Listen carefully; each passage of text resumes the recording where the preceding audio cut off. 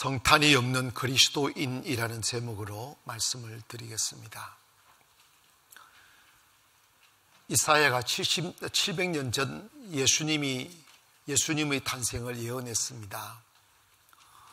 예수님이 오시기 전 700년 전에 뭐라고 예언했느냐 하면, 보라, 처녀가 잉태하여 아들을 낳으리니 그 이름을 임마누엘이라 하라.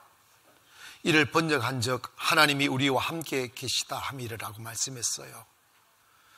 이게 뭐냐면, 예수님이 이 땅에 오신 것은 전능하신 하나님이 유한한 인간들과 함께 하시며 도와주시고 구원하시고, 그리고 우리 곁에서 우리를 인도해 주시기 위하여 오신 분이 예수님이라는 것입니다. 그런데 천사들이 예수님의 오심에 관하여 그분이 오시면 두 가지를 강조합니다. 온 땅에 미치는 큰 기쁨, 그 다음에 평화, 이 두 가지를 이야기합니다. 즉, 예수님이 우리 곁에 오시면 막 기뻐서 어쩔 줄 모르는 거예요.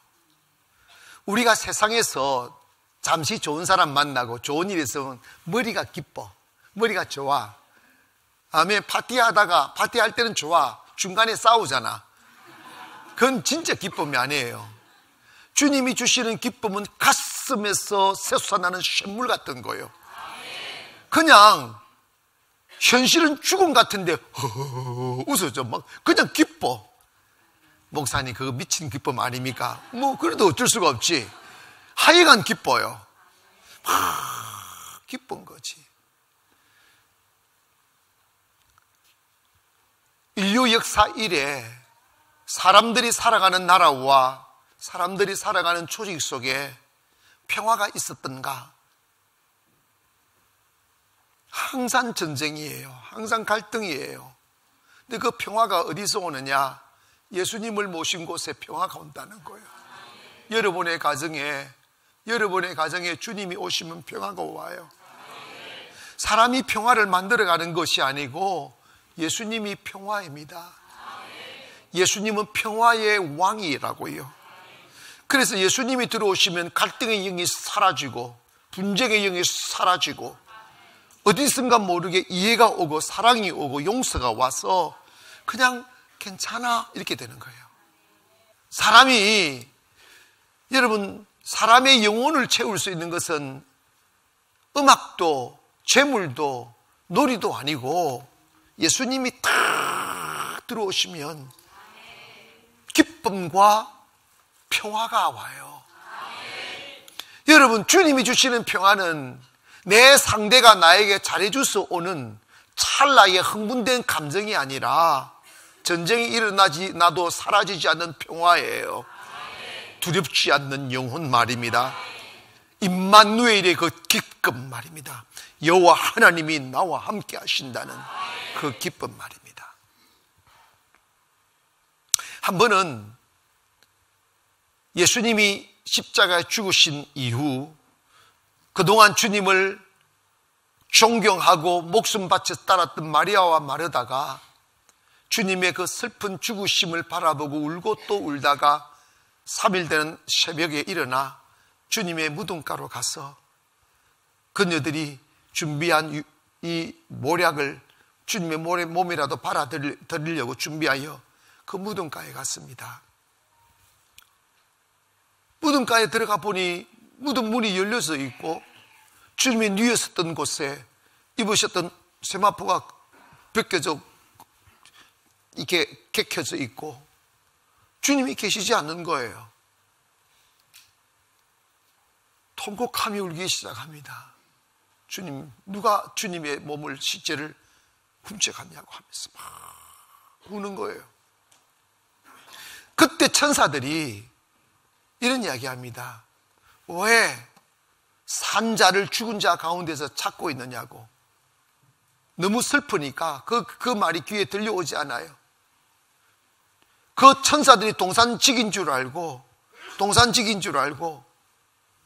우리 예수님 내놓아라고. 아니야, 예수님 부활하셨다고, 예수님 살아계셨다고, 살아나셨다고 안 믿어지는 거야. 경험 안 본 적이 없으니까. 그때 뒤에서 예수님의 소리가 들려옵니다. 마리아야, 왜 우느냐?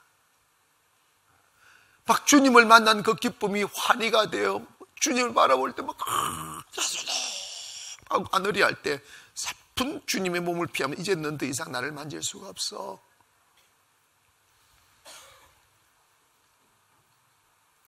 여러분, 교회 안에 주님이 계셔야 합니다. 그런데 만나본 경험이 없으니까 상상을 못하는 거예요. 그 기쁨을 경험해 본 적이 없고 그 기쁨이 있으리라고 상상을 못하는 거예요. 성탄절은 주님이 계셔 성탄절입니다. 원래 주님, 우리가 성탄으로의 초대를 준비하며 주님을 모르는 사람들에게 주님을 선물로 드리려 하는데, 여러분 또한 여러분의 가슴 속에 주님을 만난 기쁨이 있기를 원합니다. 왜 성도들이 양다리를 걸칠까? 왜 성도들이 세상의 미련을 버리지 못할까? 그래서 교회 와도 행복하지 아니하고 세상 가면 불안하고 그 어중쩡한 삶을 계속 살아갈까? 그 이유가 뭐냐면 주님을 인격적으로 만나지 못해서 그렇습니다. 임마누엘을 경험하지 못해서 그렇습니다. 남자들이 주님께 올인할 수 있는 그 길, 여인애들이 주님께 올인할 수 있는 그 길은 주님을 경험해야 가능한 일입니다. 교회에서 목사가 아무리 주님께 올인하라고, 주님 사랑하라고 외쳐보아도 사랑을 알지 못하는데 어떻게 사랑할 수 있겠어요? 사랑은 가슴으로 오는 거예요. 누가 보면 마리아가 예수를 낳아서 아기 예수를 낳아 강보에 사서 구유에 누이었으니 이는 사간에 둘 곳이 없음 이르라고 그랬어요. 이 말씀은 마리아가 예수님을 낳아서 마구간에 들어가 짐승들이 먹는 여물통에다가 예수님을 자기가 썼던 수건을 벗어서 여물통을 가리우고 거기에 예수님을 놓았던 이유는 뭐냐면 There is no room for him 그럽니다. 그를 위한 공간이 없더라. 그를 위한 방이 없더라. 왜 방이 없었겠어요? 당시 여간 집주인은 아구스도 황제가 호적을 명하여 이스라엘 모든 사람들이 다 호적하러 고향으로 이동하다 보니까 여간방에 너무 이게 성수기를 맞은 거예요. 그러니까 웃돈 받고 주는 사람한테 먼저 방을 파느라고 가난한 요셉한테 방을 못 준 거야. 우리 안에 주님이 계실 수 있는 공간이 있을까? 여백이 있을까?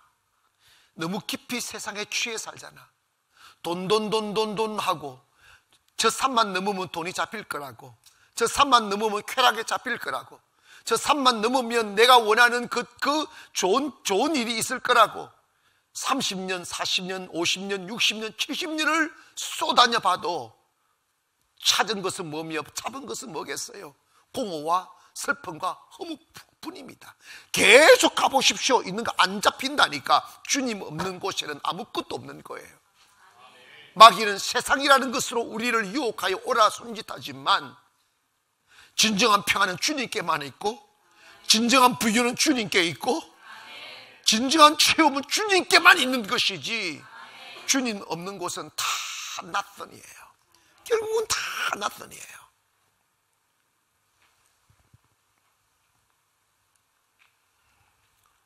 주님을 만나야 평화가 있고, 주님을 만나야 기쁨이 있고, 성탄절이 정말 여러분의 인생의 최고의 선물이 되기를 원합니다.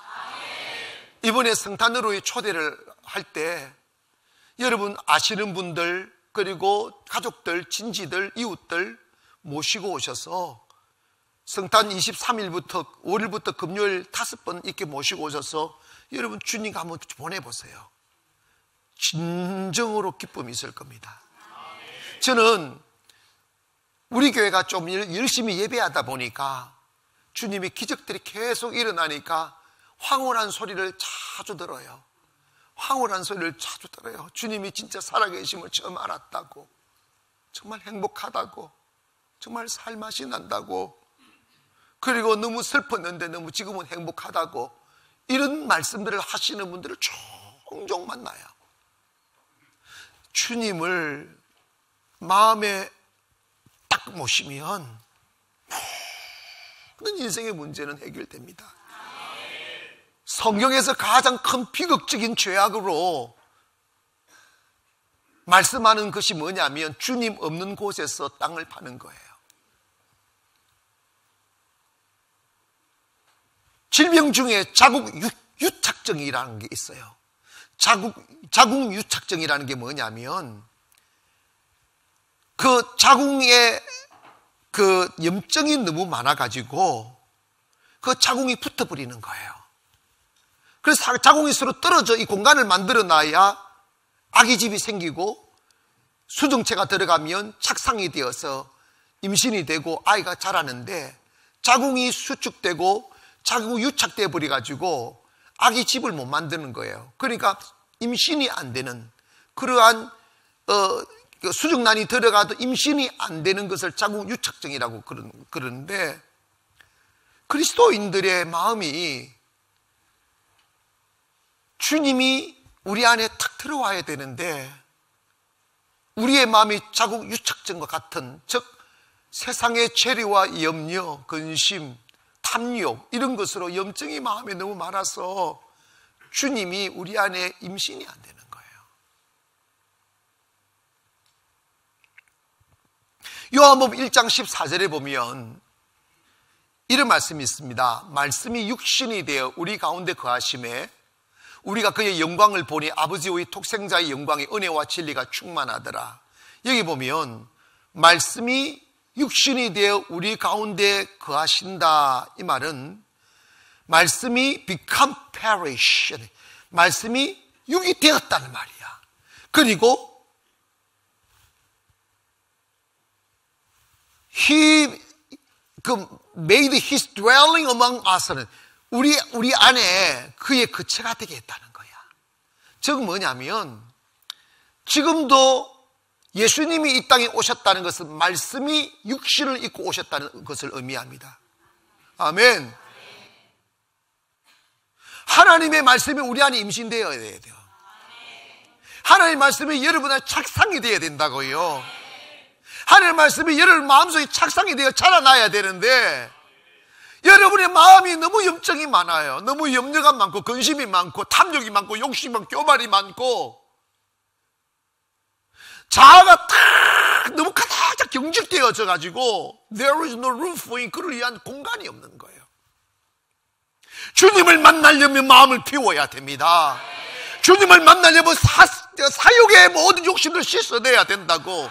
탐심을 씻어내고 내 어떤 선입관념을 갖지 아니하고 주님을 주님으로 맞이할 수 있는 여유 있는 여백이 있어야 되는데 사람들이 너무 머리가 꽉 차 있어요. 교만이 너무 꽉 차 있고 주님이 계실 공간이 없어요. 여러분 돈 하면서 돈을 찾아 다녀본 본들 잡히더냐 이 말입니다. 제가 단언컨대 주님 떠나 돈 불려 나가면 결국은 허물을 잡고 와요. 주님을 떠나 명예 찾아 헤매이면 50년 60년이 지난 백발이 되어 지팡이를 짚고 죽기로 돌아올 때 텅 빈 그물만 쥐고 온다니까. 만물이 그런 말미암아 지연바 되었고 그가 없이 된 것이 하나도 없단 말씀하듯이 주님 없는 곳에는 낯선이에요. 요한복음 15장에서 주님은 이렇게 말씀합니다. 나는 포도나무고 너희는 가지니 너희가 나를 떠나서는 아무것도 할 수 없느니라. 너희가 가지처럼 원줄기에 딱 붙어있으면 저절로 열매가 맺힌다 이 말이에요. 여러분 교회 오셔서 세상에서 돈을 벌려 하지 말고 주님을 소유하기를 원합니다. 주님을 소유하면 거기서부터 은혜가 온다니까. 마태복음 1장 18절에 이런 말씀이 있어요. 예수 그리스도의 나심은 이러하니라. 그의 어머니 마리아가 요셉과 약혼하고 동거하기 전에 성령으로 잉태된 것이 나타났더니, 이렇게 말합니다. 자, 봐봐요. 마리아가 주님을 임신했을 때에 대한 이야기예요. 바로 이것이 우리가 주님을 모시는 자의 태도에 관한 이야기입니다. 성령으로 마리아에게 예수님 임신되었을 때 그 예수님을 배에서 임신을 해서 10개월 동안 이렇게 자라게 하고 태어나게 하려면 필연적으로 마리아가 지불해야 될 대가가 있어요. 이거는 우리 안에 주님의 말씀이 잉태되고 우리 안에 주의 성령이 잉태되는 것과 똑같은 현상이에요. 말씀이 become a parish. 그러니까 the word of God, 하나님 말씀이 내 안에, 내 육체 속에 들어왔다는 거예요. 그럼 이 말씀이 나타나고 열매가 맺히고 능력으로 나타나려면 마리아와 같은 대가를 지불해야 되는데, 크게 마리아는 첫째로 자기가 예수님을 성령으로 잉태됐다는 사실이 이제 알려지고 애가 키우면 자기 목숨을 내놔야 돼요. 종교 사기 때문에 돌에 맞아 죽어야 되는 목숨을 내놔야 되고, 두 번째로 죽는 것은 죽는 것이지만 한 여인으로서 가장 큰 슬픔 하나가 또 왔어요. 그게 뭐냐면 자기의 사랑하는 약혼자 요셉으로부터 버림받아야 되는 그런 슬픔과 직면하게 되는 것이죠. 이게 바로 예수님을 내 가슴에 모시고 살아가는 사람들이 지불해야 될 현실적인 고통입니다. 이건 없는 사람이 없어요. 우리는 주님을 싣고 나르는 수레잖아요. 그럼 그 예수님이 처음부터 영광이고 기쁨이고 축복이고 삶이 되는 게 아니라 주님을 모시기 위하여 필연적으로 지불해야 될 대가가 있다는 거예요. 아멘. 사실 요셉이 마리아가 임신했다는 사실을 알고 요셉은 깊은 고민에 빠졌습니다. 물어볼 수가 없는 거예요. 마리아가 받을 충격이 얼마나 클까. 요셉은 진실로 마리아를 사랑했다고요. 마리아도 요셉을 정말 사랑했어요. 마리아에게 있어서 가장 큰 고통이라면 그 사랑하는 요셉으로부터 버림받는 거잖아. 그런데 버림받아야 되는 상황이 왔잖아요. 그래서 요셉은 그 사실을 인지한 뒤에 마리아를 따질 수도 없고 팰 수도 없고 죽일 수도 없고 물어볼 수도 없고 누구 새끼냐고 따질 수도 없잖아. 여러분, 사실 우리가 하나님의 말씀에 순종하려면 이렇게 말도 안 되는 억울함을 당할 때가 있어요. 어떻게 세상 사람들이 하나님의 말씀을 이해하겠어요? 믿음으로 행동하면 주님이 책임지셔요. 주님이 해결해 주신다고. 육과 영의 대립점에 있어서 육의 사람들에게 영의 일을 설명할 수 없어요. 이해 안 된다고.